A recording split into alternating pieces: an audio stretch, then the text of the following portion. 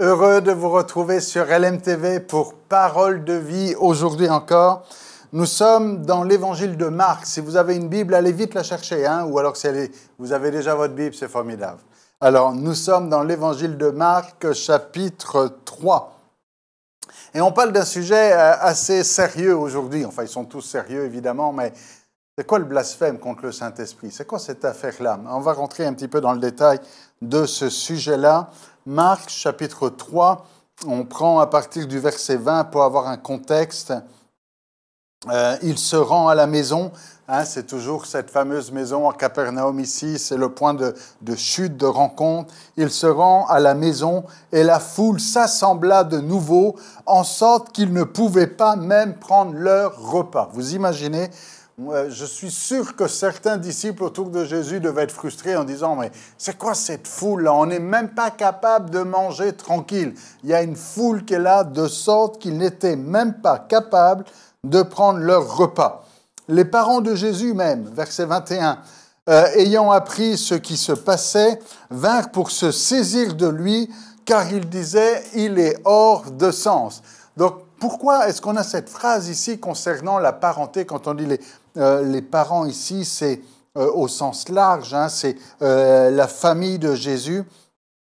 Je revois le texte grec que l'on a là derrière pour être sûr d'insister. C'est ça, la parenté ici de Jésus, ayant entendu ces choses, eh bien, ayant appris ce qui se passait, sont venus pour se saisir de lui en disant « Il est hors de sens ». Si on a cette phrase, c'est parce que justement après, on va voir comment les scribes vont amener tout un discrédit et toute une déclaration assez sévère contre Jésus. Et c'est pour introduire un petit peu, pour dire qu'il y avait quand même plusieurs qui étaient là perplexes et qui se disaient « Mais qu'est-ce qu'il dit? Qu'est-ce qui se passe ?» Alors, les scribes, au verset 22, les scribes qui étaient descendus de Jérusalem dirent « Il est possédé de Belzéboul ». Quand même assez fort, de dire – c'est quoi un scribe? Un scribe, c'est un spécialiste de la loi. C'est une autorité. C'est eux qui expliquaient la Torah, qui expliquaient la loi de Moïse, qui expliquaient les prophètes. C'est eux qui étaient la référence. C'est eux qui, dans le temple de Jérusalem et dans les synagogues, disaient « Je vais vous expliquer la volonté de Dieu. On va vous expliquer ce que Dieu dit dans les Écritures. » C'était les spécialistes de la loi. Et voilà qu'il y a une déclaration quand même comme un coup de tonnerre. Ils descendent de Jérusalem et disent de Jésus « Il est possédé de Belzébuth ». Et on comprend non seulement la famille de Jésus, sa parenté, vont dire « Mais il est hors de sens ». Voilà que maintenant les hommes religieux vont dire « Il est possédé de Belzébuth ». Nous, aujourd'hui, ça nous choque. Je ne sais pas comment vous prenez ça. De dire « Mais quand même, dire que Jésus est possédé », on parle de Jésus ici. On parle du Fils de Dieu, on parle du Saint de Dieu. Mais comment est-ce qu'ils peuvent dire que Jésus est possédé? Mais quel est leur discernement? Sur quelle base se base-t-il pour dire ces choses? Parce que, quand même, quand on arrive avec ce genre de verdict, quand on arrive avec ce genre de déclaration, il faut des preuves, il faut des arguments. Alors évidemment, nous, dans notre version, on a la version courte ici. On a juste un discours qui est composé de quelques phrases. Mais on comprend, en ce temps-là et en Palestine, on aime discuter, on aime palabrer, on aime justifier, et qu'ils étaient capables, même pendant des heures, de donner point par point tous les arguments qui expliquent, qui justifient leur conclusion. Il est possédé de Belzéboul. Belzéboul, vous vous souvenez des Baal, des Astartés. Baal, ici, c'est donc un dieu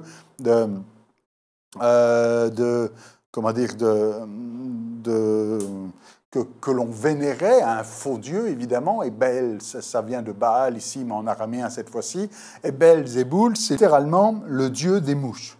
Bon. Et ils disent, c'est par le prince des démons qu'il chasse les démons. Ils sont en train d'expliquer en disant, si Jésus est capable de chasser les démons, c'est parce qu'il s'arrange avec eux. C'est pas le prince des démons. Il a un accord, un pacte, un tract. C'est parce que il s'est arrangé avec le prince des démons que pour faire croire dans sa supériorité et dans sa grandeur et dans sa puissance, il y a comme quelque part un coup monté, une supercherie, et c'est ce qu'on est en train de dire de Jésus, c'est par le prince des démons qu'il chasse des démons. Et là, franchement, je crois que c'est la pire ou la plus grande contestation ou déclaration que l'on peut trouver contre Jésus dans l'Évangile. D'aller dire Jésus n'est pas venu combattre le diable, mais c'est son ami. Ils travaillent ensemble et ils se sont mis d'accord pour faire croire qu'il a une certaine autorité. Ils se sont mis d'accord que le démon allait partir quand Jésus allait parler, et c'est donc par le prince des démons qu'il chasse les démons. Il ne fait pas partie des saints d'Israël, il ne fait pas partie de ceux qui servent Dieu, il fait partie de ceux qui servent le prince des démons, il fait partie des adversaires et de l'ennemi, il est possédé lui-même par Belzéboul. Waouh, quelle déclaration! Alors Jésus s'explique maintenant. Après qu'on ait fait cette condamnation contre lui, et vous savez, les Juifs en ce temps-là, déjà que la parenté de Jésus était perplexe en disant « mais qu'est-ce qui se passe avec lui? On a du mal à le suivre, il n'est pas... » Alors, il y a déjà comme un questionnement, et voilà que les hommes religieux viennent avec un verdict, nous qui sommes les spécialistes, nous qui savons comment fonctionne la loi de Dieu, nous arrivons en disant ces choses. Alors Jésus les appelle et dit au verset 23, et il leur explique sous forme de parabole, parce que c'est plus facile et c'est plus simple des fois à comprendre, il dit, mais comment Satan peut-il chasser Satan? Satan, ça vient de l'hébreu Satan, donc c'est pas compliqué. Satan, en fait, c'est juste l'hébreu Satan. Et Satan, en hébreu, ça veut dire adversaire. Et Satan, quelque part, c'est le nom par excellence de l'adversaire.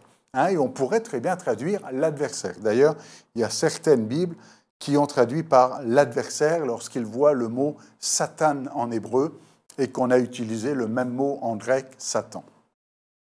Et il dit, comment l'adversaire peut-il chasser l'adversaire? Comment Satan peut-il chasser Satan? Comment l'adversaire peut-il faire du dégât lui-même dans son propre camp? En d'autres termes, comment peut-il se tirer dans le pied? Si un royaume est divisé contre lui-même, ce royaume ne peut subsister. Si Satan fait du mal dans son propre royaume, comment son royaume va subsister? Si c'est de Satan que ces choses arrivent, parce que ce n'est pas un démon que Jésus a chassé, ce n'est pas 2 démons que Jésus a chassés, mais c'est toutes les personnes possédées de démons que l'on amenait à Jésus, Jésus les délivrait toutes. Donc ce n'est pas juste quelque acte de délivrance qui s'est produit et que l'on reproche à Jésus ici d'avoir manigancé avec le prince des démons, mais c'est vraiment qu'il est en train de piller la maison de l'homme fort, pour reprendre cette expression que Jésus emploiera plus tard. Jésus est en train de dire, mais comment, avec tous les démons qui sont chassés, l'adversaire trouverait-il son compte dans cette situation? Comment Satan pourrait-il être satisfait de voir son royaume être pillé, être saccagé, être réduit à rien par la puissance que Jésus est en train de manifester?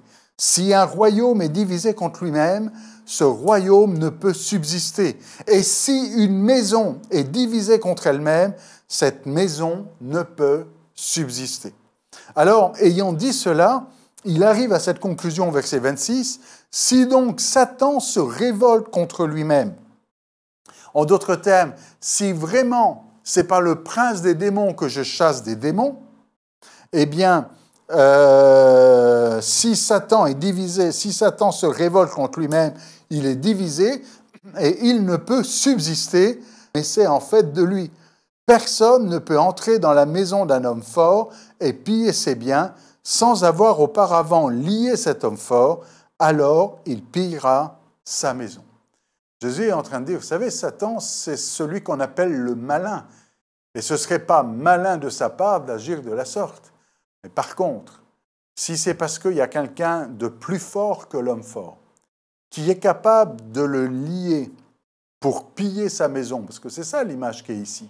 Comment Jésus peut-il piller le royaume des ténèbres en chassant ses démons et en délivrant autant de personnes de la puissance des ténèbres? C'est parce qu'il a autorité, il a lié, il a anéanti, il est plus fort que le prince des démons, et c'est pour cela qu'il peut piller sa maison. Et c'est dans cette circonstance que Jésus va faire cette déclaration qui, aujourd'hui, des fois, est mal comprise, et même certains chrétiens ont peur un petit peu de ce que cela peut représenter, en disant « Mais quiconque blasphémera contre le Saint-Esprit ». Et vous comprenez que cette phrase est en rapport avec ce qui vient d'être dit. Ce n'est pas qu'il est en train de changer de sujet et de nous annoncer autre chose, mais il est en train de dire « Quiconque blasphémera contre le Saint-Esprit n'obtiendra jamais de pardon ». On est avec Marc ici, c'est exprimé avec d'autres mots dans d'autres évangiles. Il est coupable d'un péché éternel, ce qu'on a appelé un péché irrémissible, un péché impardonnable. Quiconque blasphème contre le Saint-Esprit n'obtiendra jamais de pardon, il est coupable. Et Marc nous dit bien, pour qu'on comprenne bien la relation de cause à effet, Jésus parla ainsi parce qu'il disait. Il est possédé d'un esprit impur. Vous voyez, Marc, rempli du Saint-Esprit évidemment, insiste en disant, si Jésus parle du blasphème contre le Saint-Esprit ici, c'est parce qu'ils disent, il est possédé d'un esprit impur. Donc en disant, il est possédé d'un esprit impur, ils sont en train de blasphémer contre le Saint-Esprit. Alors maintenant, il est nécessaire de définir, c'est quoi ça, le blasphème contre le Saint-Esprit. Le blasphème contre le Saint-Esprit, ce n'est pas, dans d'autres passages, Jésus dira que si quelqu'un blasphème contre Jésus, il lui sera pardonné, mais s'il blasphème contre le Saint-Esprit, il ne lui sera pas pardonné. C'est quoi donc ça, blasphémer contre le Saint-Esprit? Évidemment, si vous restez juste avec la définition du verbe et du dictionnaire, vous allez dire blasphémer, c'est dire quelque chose de mal, c'est offenser, c'est insulter. Alors si quelqu'un dit, mais si j'ai insulté, si j'ai dit une mauvaise parole contre le Saint-Esprit, est-ce que je me retrouve dans cette situation où il n'y aura aucun pardon pour moi? Écoutez, c'est important de redéfinir le message de l'Évangile ici. La bonne nouvelle de l'Évangile. Le message de l'Évangile, c'est que Jésus est venu chercher et sauver ceux qui étaient perdus. Et que cette bonne nouvelle s'adresse à tous. Il ne dit pas « je suis venu sauver seulement ceux qui sont sauvables ». Ceux qui ne sont pas sauvables, qui sont dans cette situation de blasphème contre le Saint-Esprit, eh bien ceux qui ont dit des paroles trop dures, ceux qui ont dit des paroles offensantes, eh bien il n'y a plus d'espoir pour eux, donc je ne suis pas venu pour eux. Non, non, il est mort pour tous. Dieu a tant aimé le monde entier. Prenez le cas de l'apôtre Paul. L'apôtre Paul, est-ce qu'il a blasphémé contre le Saint-Esprit? En tout cas, l'apôtre Paul était en train de combattre celui qui est loin de Dieu. L'apôtre Paul était en train de dire « le message de l'Évangile, c'est faux. Le message de l'Évangile, ça ne vient pas de Dieu. Ça, c'est pas possible. Ce n'est pas le Messie, ce n'est pas le Christ. » Il était là en opposition, mais pourtant, il va lui être pardonné. Le Seigneur le confronte, il se repent, il reconnaît Jésus comme Maître, Seigneur et Sauveur, et malgré le fait qu'il ait été persécuteur, qu'il ait combattu, qu'il ait eu des propos durs, sévères et blasphématoires, il a été pardonné. Le blasphème contre le Saint-Esprit, ce n'est donc pas les paroles que nous pouvons dire. Si vous avez eu des paroles malencontreuses, si vous avez eu des paroles sévères, si vous avez eu des paroles blasphématoires, si vous demandez pardon, il vous pardonnera. C'est d'ailleurs ce que nous dit l'apôtre Jean dans sa première épître. Si nous confessons nos péchés, il est fidèle et juste pour nous les pardonner. Et j'insiste en disant, quel que soit le péché. Écoutez, on a même des histoires de gens qui étaient vraiment très, très bas tombés ou des sorciers qui se convertissent et qui maintenant témoignent et confessent le nom de Jésus. Mais alors, c'est quoi le blasphème contre le Saint-Esprit? La manière dont j'aime le présenter, la manière dont je vous propose de vous le présenter, c'est que le blasphème contre le Saint-Esprit et le fait que ce soit un péché irrémissible, impardonnable, ce n'est pas que Dieu ne veuille pas pardonner. J'aimerais vraiment partir sur cette base. Dieu est prêt à tout pardonner. Le sang de Jésus est efficace pour tout laver. Il n'y a pas des tâches que le sang de Jésus ne peut pas laver. Il n'y a pas des péchés que la croix ne peut pas amener à rédemption, ne peut pas pardonner. Il n'y a rien que l'œuvre de la croix ne puisse pardonner. Si on part sur cette base-là, quoi que vous ayez fait, quoi que vous ayez dit, si vous confessez votre péché, si vous venez avec repentance, si vous venez au pied de la croix, le pardon est pour vous. Quelqu'un dira, oui, mais alors, pourquoi ça? Alors, comprenez bien, il n'y a rien d'impardonnable. Vous dites, oui, mais là, attendez, je pars sur cette base, il n'y a rien d'impardonnable. Maintenant, ici, le blasphème contre le Saint-Esprit, c'est empêcher le Saint-Esprit de vous convaincre de péché, de justice et de jugement, pour reprendre cette expression de l'évangile de Jean. Parce que comment ça se passe, la repentance? La repentance, c'est le Saint-Esprit qui vient nous convaincre. La repentance, c'est le Saint-Esprit qui vient parler à notre cœur et qui vient nous pousser à nous mettre sur nos genoux et à demander pardon, à changer de voie, à arriver dans une nouvelle naissance s'il le faut, et à être à une transformation un renouvellement de notre intelligence. Prenez tous les exemples que vous avez, devenir une nouvelle créature, les choses anciennes sont passées. Tout ça, c'est l'œuvre du Saint-Esprit. Mais le blasphème contre le Saint-Esprit dont il est question ici, et comment est-ce que je peux définir cela? C'est parce que Marc est très clair, il dit cela parce qu'ils avaient dit, il est possédé d'un esprit impur. Alors, comprenez bien, les scribes savaient que Jésus n'était pas possédé d'un esprit impur. Les scribes savaient que Jésus était l'accomplissement de la loi et des prophètes, parce qu'ils connaissent la Torah, ils connaissent les prophéties. Ils connaissent les textes des Écritures qui annoncent la venue de Jésus. Vous savez, quand les mages sont arrivés et qui sont allés à Bethléem et qui demandent au roi, ils sont arrivés déjà à Jérusalem, et qui demandent au roi Hérode, où est cet enfant qui vient de naître? Nous avons vu son étoile. Et Hérode dit, comment ça un enfant? Et il demande aux scribes, aux spécialistes. Il dit, mais où est-ce qu'il doit naître? Et ils répondent, à Bethléem. Ils savent. Ils sont capables de comprendre et de discerner et de saisir la profondeur des Écritures et la signification des prophéties. Mais là, ils refusent de le croire. Ils savent que Jésus est le Saint. Ils savent que Jésus vient de Dieu. Mais ça les dérange dans leur position théologique. Ça vient bouleverser leur système religieux et ils se mettent en opposition tout en sachant que c'est vrai. Le blasphème contre le Saint-Esprit, c'est empêcher le Saint-Esprit de nous convaincre de péché tout en sachant consciemment ce que l'on est en train de faire. Et j'insiste sur le mot « consciemment ».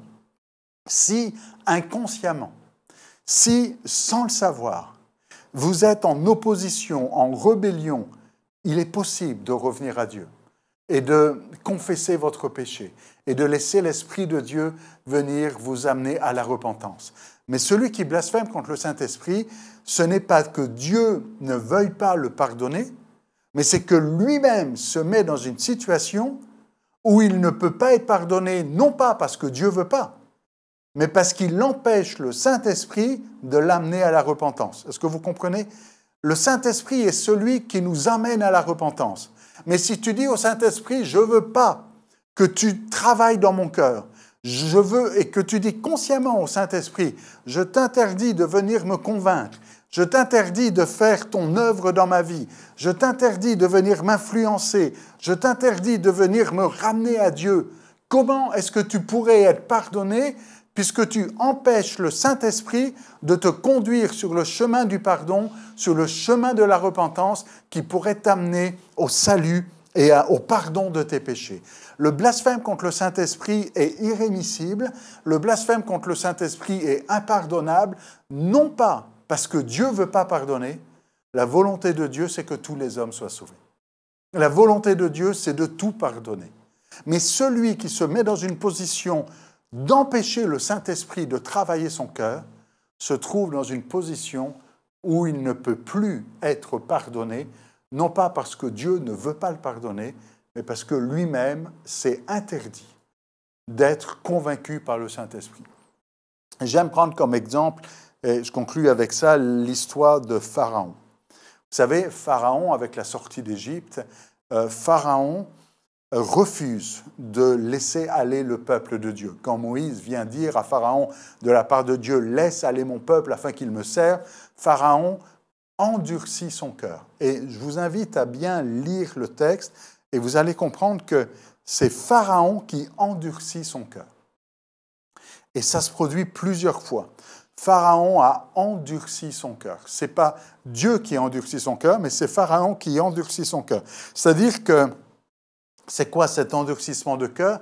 C'est-à-dire qu'il endurcit son cœur pour ne pas se laisser convaincre par les paroles de Moïse, pour ne pas se laisser convaincre par les signes, c'est le début des plaies d'Égypte, de ne pas se laisser convaincre par cela, il endurcit son cœur pour s'opposer.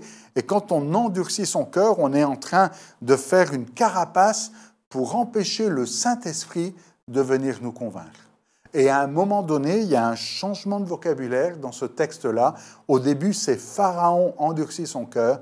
Et à un moment donné, il y a comme un point de bascule où il est dit que c'est Dieu qui a endurci le cœur de Pharaon. Et quelqu'un dira, mais si Dieu a endurci le cœur de Pharaon, il n'y avait plus aucune chance pour Pharaon. Non, mais c'est seulement une fois que Pharaon a franchi cette limite du blasphème contre le Saint-Esprit, si on peut dire les choses comme ça. C'est-à-dire qu'il sait que ce n'est pas la puissance de Dieu que Moïse est en train d'accomplir ces choses. Il sait que ce que dit Moïse, c'est vrai.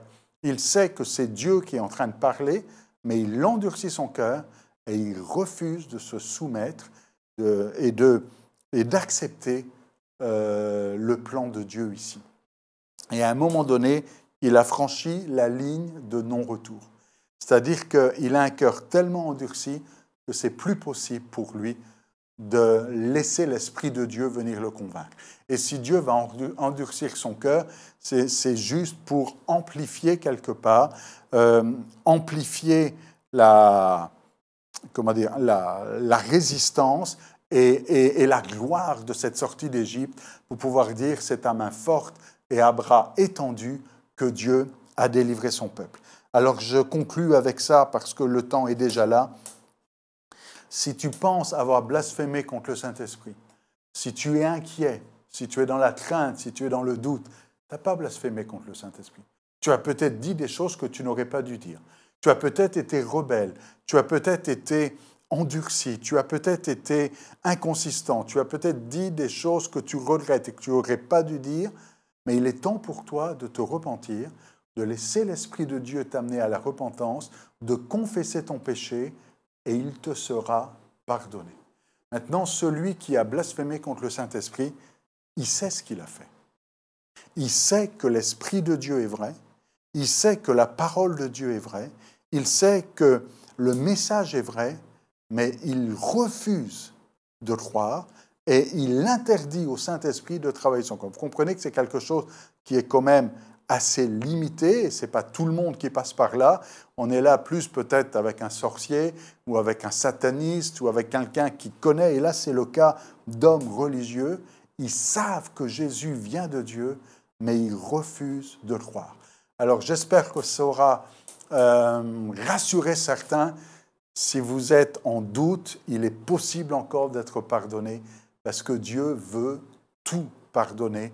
Celui qui vient vers lui avec un cœur repentant, qui demande pardon, si nous confessons nos péchés, j'insiste sur ce verset de l'Épître de Jean, si nous confessons nos péchés, il est fidèle et juste pour nous les pardonner, quel que soit le péché.